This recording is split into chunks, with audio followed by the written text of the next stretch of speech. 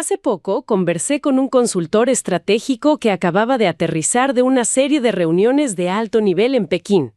Me describió la atmósfera allí no como una de temor o pánico ante la inestabilidad global, sino como algo eléctrico, una sensación de oportunidad histórica que se sentía casi depredadora. Una oportunidad depredadora es una descripción muy precisa para lo que estamos viendo. Exacto. Porque normalmente, cuando surge el tema de Irán y el estrecho de Hormuz, la conversación es predecible. Si el flujo de petróleo se detiene, la economía china es la primera en asfixiarse bajo el peso de un bloqueo energético. Esa es la sabiduría convencional, lo que leerías en cualquier columna de opinión del Financial Times. Claro, el consenso generalizado de siempre. Pero mientras estábamos sentados, él me mostró un vistazo de una realidad completamente distinta. Me explicó que mientras el público y los medios están hiperenfocados en los buques petroleros y los precios de la gasolina, los verdaderos estrategas en China están observando un objetivo mucho más frágil, el mercado de bonos del Tesoro de los Estados Unidos de $27 billones. 27 billones, sí. Es el verdadero talón de Aquiles. Me confesó que a puerta cerrada no están diseñando planes de defensa para proteger su suministro de energía. En su lugar están trazando un ataque financiero, una forma de utilizar una explosión en el Medio Oriente para quebrar de un solo golpe la columna vertebral del dólar estadounidense. Y es una contradicción asombrosa.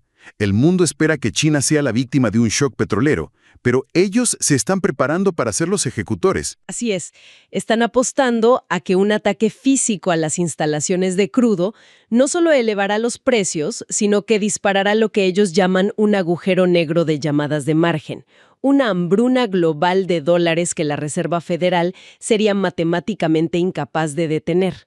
Es un jaque mate financiero. Mi interlocutor lo llamó el Kobayashi Maru de la economía estadounidense, un escenario sin salida donde cada movimiento que haga Washington solo acelerará su colapso. Mientras todos nosotros estamos distraídos mirando el fuego en la superficie, ellos están demoliendo los cimientos del sistema. Lo que parece una crisis energética es en realidad el plano diseñado para el fin de una superpotencia. Y para entender cómo funciona este plano, tenemos que desmenuzar exactamente esa anatomía de la crisis. Porque el sistema global no intercambia barriles físicos de petróleo. Este está construido sobre un apalancamiento financiero incomprensible.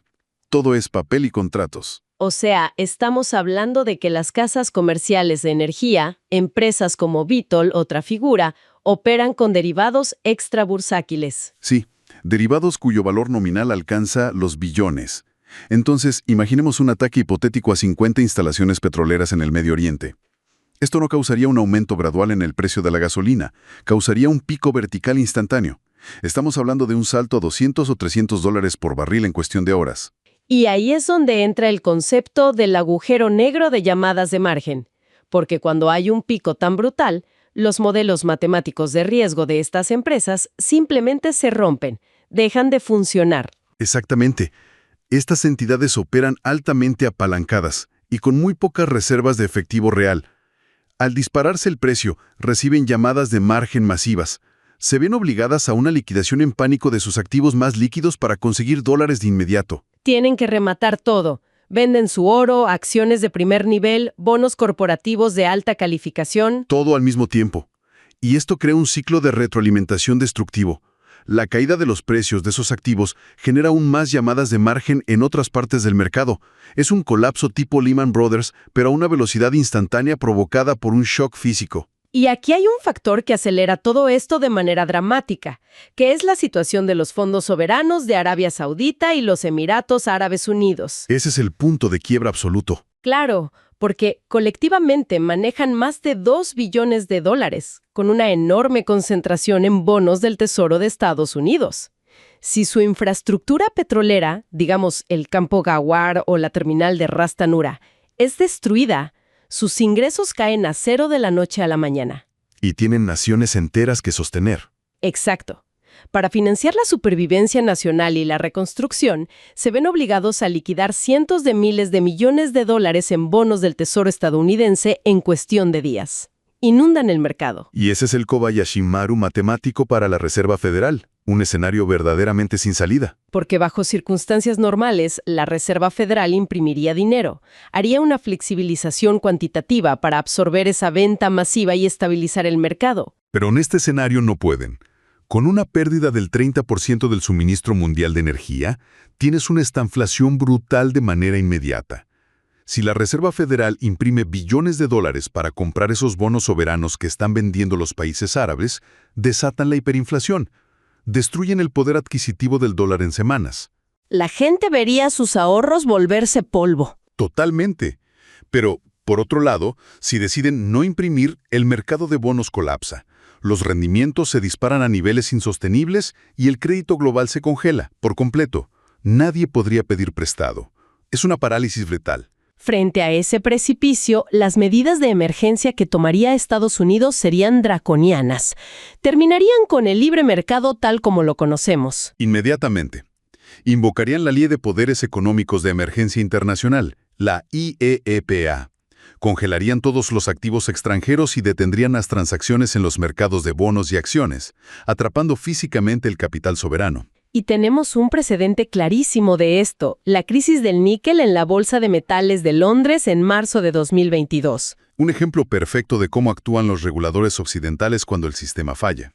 En ese entonces, los reguladores cancelaron miles de millones en operaciones, anularon contratos legalmente vinculantes y forzaron liquidaciones a precios artificiales solo para salvar a ciertas instituciones. En este escenario global, los reguladores estadounidenses harían lo mismo, pero a una escala monumental. Apagarían el descubrimiento de precios. El libre mercado, en ese momento, se convierte en una ficción. Y la escasez de dólares se usaría como un arma.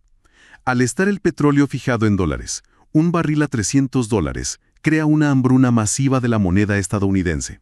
Y Estados Unidos militarizaría esa hambruna. Ofrecerían líneas de swap de liquidez, básicamente salvavidas de dólares, exclusivamente a sus aliados como el Banco Central Europeo o el Banco de Japón. Mientras que privarían deliberadamente de dólares a las naciones no alineadas del sur global. Forzándolas al incumplimiento soberano, a la bancarrota nacional, para obligar su sumisión geopolítica. O te alineas con Washington o te quedas a oscuras y en bancarrota. Pero aquí es donde la estrategia da un giro fascinante.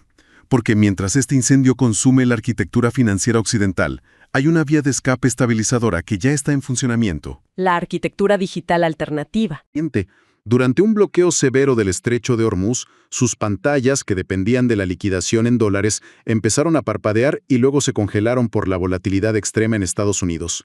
El sistema SWIFT y las redes bancarias tradicionales le fallaron. Su negocio estaba literalmente al borde del abismo. Sí, no podía procesar pagos. Pero, en lugar de cerrar, Ammon cambia su interfaz al sistema CIPS, y en cuestión de minutos procesa un envío masivo de suministros médicos vitales utilizando el yuan digital, el ICNY.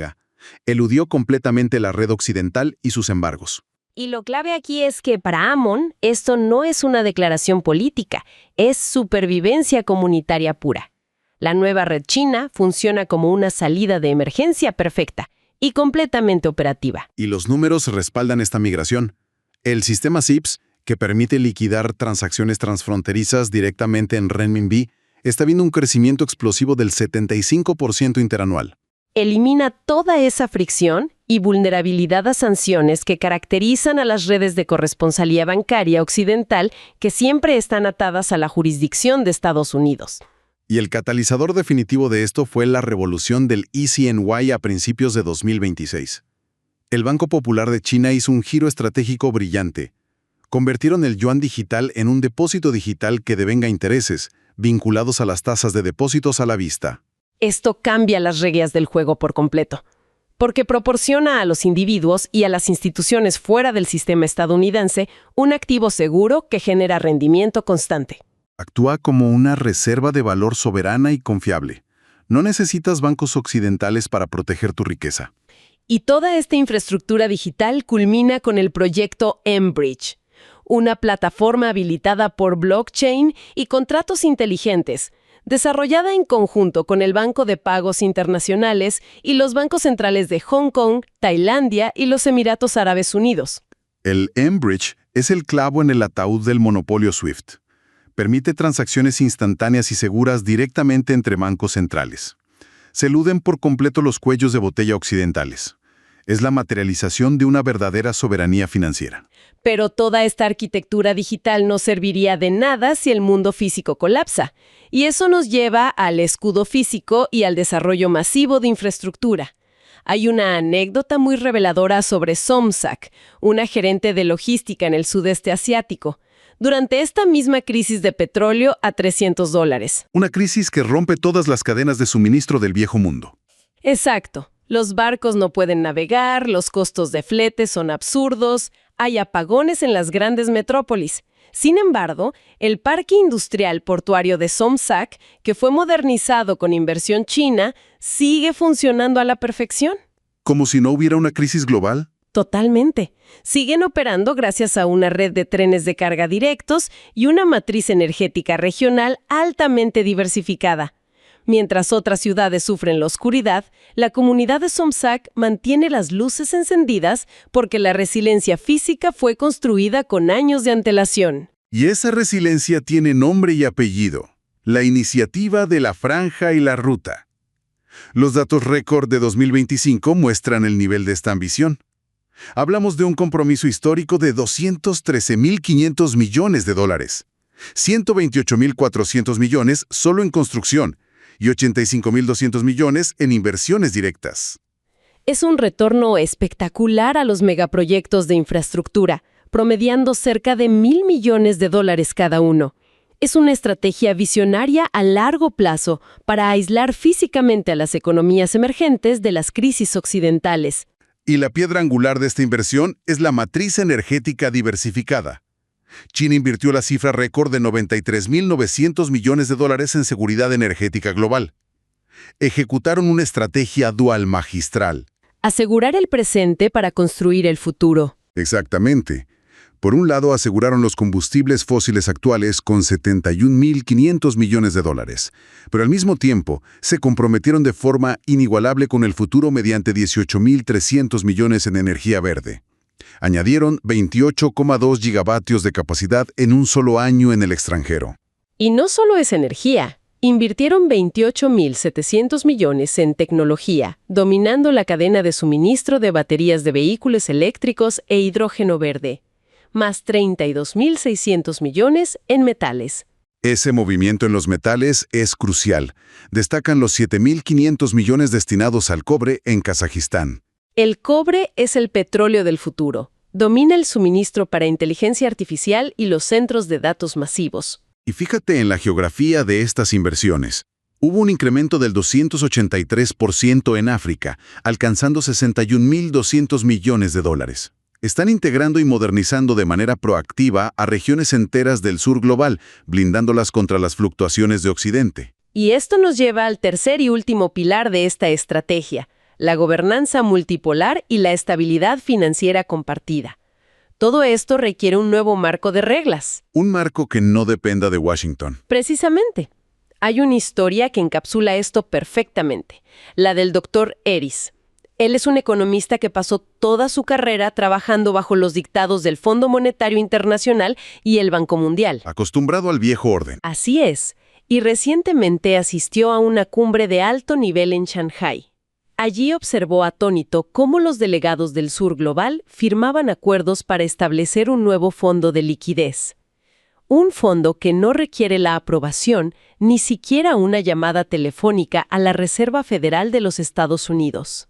Es la transición de un sistema de seguir al líder, donde Washington dictaba las reglas, a un marco donde el riesgo se gestiona de manera colectiva. En este nuevo ecosistema, el dólar es simplemente un participante más, no el dictador indiscutible. Y esto contrasta fuertemente con la caída del monopolio del Club de París. Vemos el ascenso de China como el principal acreedor oficial del mundo, pero con una diferencia clave: la ausencia total de las medidas de austeridad punitivas y paralizantes típicas del FMI. Las famosas recetas del FMI que asfixiaban el crecimiento para garantizar el pago de deuda. Exacto. China prioriza el desarrollo físico tangible sin mandatos ideológicos. Operan de una manera que contrasta marcadamente con el marco común del G20, que siempre se ha mostrado crónicamente paralizado y lento para actuar. Y la velocidad es fundamental en las crisis. Vemos cómo el Banco Popular de China interviene con líneas de swap bilaterales rápidas y precisas para rescatar a países con crisis de liquidez. Garantizan la supervivencia económica de estas naciones sin tomar como rehén a sus economías soberanas. Son rescates que respetan la autonomía. Y el andamiaje diario de estos son los acuerdos de divisas bilaterales. El volumen de comercio masivo entre China y Rusia ya se liquida fluidamente en yuanes y rublos. Además de la rápida expansión de estos esquemas en el Medio Oriente, ya se han firmado acuerdos de liquidación formal con los Emiratos Árabes Unidos, Arabia Saudita y Qatar. Petróleo por yuanes. Es la implementación práctica diaria de un marco económico libre de coacción. Todo el comercio real moviéndose fuera del alcance del dólar. Y cuando sintetizamos todo esto, el panorama general es contundente. Estos tres pilares estructurales que hemos analizado no son iniciativas aisladas. Tenemos la arquitectura digital autónoma con el CIPS, el ECNY y el M-Bridge. Tenemos la enorme matriz de infraestructura física a través de la iniciativa de la Franja y la Ruta. Y finalmente, este modelo profundamente colaborativo de gobernanza multipolar. Confluyen para formar un ecosistema visionario y completamente operativo. Es un escudo integral y está diseñado meticulosamente para aislar de forma permanente a la economía global de la militarización extrema y las vulnerabilidades letales que plagan el mercado de bonos del Tesoro de los Estados Unidos. Los cimientos de este nuevo orden global no solo han sido vertidos, han sido probados con rigor bajo presión. La infraestructura para una economía mundial verdaderamente diversificada y resistente ya está en línea, y la era del dominio financiero unipolar ha terminado de manera irreversible.